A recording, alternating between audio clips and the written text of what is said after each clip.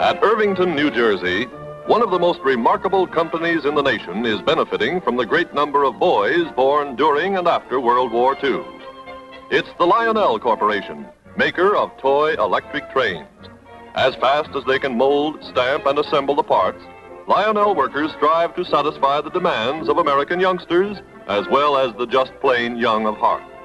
It's largely a Christmas business, toy train making, but to manufacture the number of realistic miniatures needed, Lionel must keep producing throughout the year. The tiny wheels and other parts are made exactly to scale. In fact, Lionel uses the same blueprints used by the builders of full-size trains.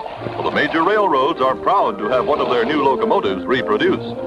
And for the railroad bug, everything must be exactly as it is on the main line.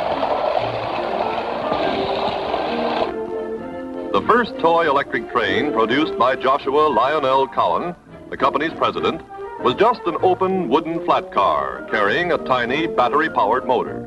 That was in 1900. From the beginning, Cowan insisted his toy trains must run on electricity. For, he said, whoever saw a regular train that had to be wound up?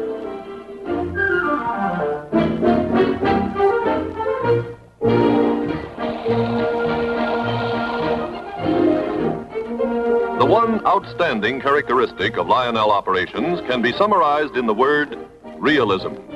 With every unit a model of a full-size train, that means even the paint job must conform to reality.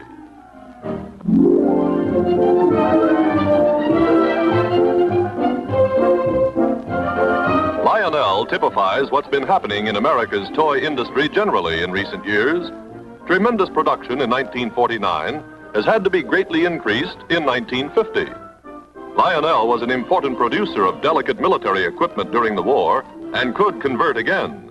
But they'd far rather go right on turning out the toy trains that bring light to the eye of the American male of any age.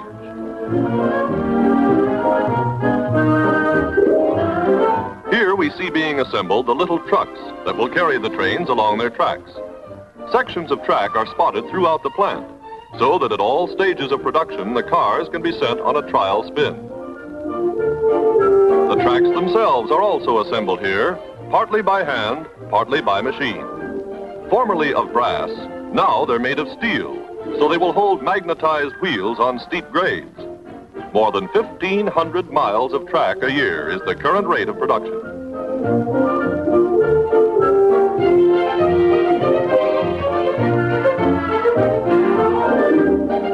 A large part of the business of keeping model railroad fans happy lies in the making of accessories. Crossing gates, houses for the gatemen, water towers.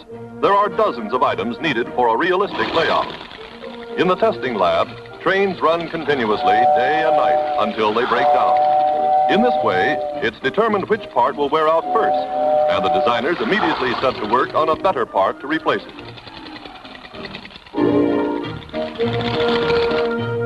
So, as the cows enter their cattle car, and the milk comes out of the refrigerator car, and the signal is given to let her roll, all hands can be sure everything is strictly according to oil.